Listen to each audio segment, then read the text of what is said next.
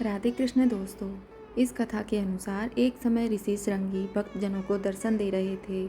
अचानक भीड़ में से एक स्त्री निकलकर आई और करबद्ध होकर ऋषि श्रृंगी से बोली कि मेरे पति दुर्व्यसनों से सदा घिरे रहते हैं, जिस कारण मैं कोई पूजा पाठ नहीं कर पाती, धर्म और भक्ति से जुड़े पवित्र कार्यों का भी संपादन नहीं कर पाती, यहाँ तक कि ऋषियों को उनके हिस्से का अन्न भी समर्पित नहीं कर पाती।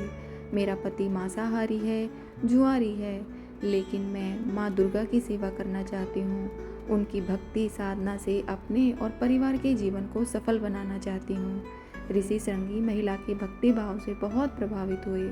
ऋषि ने उस स्त्री को आदरपूर्वक उपाय बताते हुए कहा कि वासंतिक चैत्र और शारदीय नवरात्रों से तो आम जनमानस परिचित है, लेकिन इसके अतिरिक्त 2 नवरात्रि और भी होते हैं जिन्हें गुप्त नवरात्रि कहा जाता है। उन्होंने कहा कि प्रकट नवरात्रों में 9 देवियों की उपासना होती है और गुप्त नवरात्रों में 10 महाविद्याओं की साधना की जाती है। इन नवरात्रों की प्रमुख देवी स्वरूप का नाम सर्वेश्वरी कालिनी देवी है। यदि इन गुप्त नवरात्रों में कोई भी भक्त माता दुर्गा की पूजा, आराधना, साधना करता है तो माँ उनके जीवन को सफल कर देती हैं। ऋषि श्रृंगी ने आगे कहा कि लोभी, कामी, व्यसनी, मांसाहारी अथवा पूजा पाठ न कर सकने वाला भी यदि गुप्त नवरात्रों में माता की पूजा करता है तो उसे जीवन में कुछ और करने की आवश्यकता ही नहीं रहती।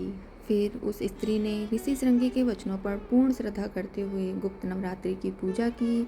देवी माँ उस पर प्रसन्न हुई और उस स्त्री के जीवन में परिवर्तन आने लगा। उसके घर में सुख शांति आ गई। पति जो गलत रास्ते पर था सही मार्ग पर आ गया। गुप्त नवरात्रि की माता की आराधना करने से उनका जीवन पुनः सुख शांति संपन्नता से भर गया। जय श्री राधे कृष्ण दोस्तों। राधे गोविंद गोपाल। जय अम्बे गौरी।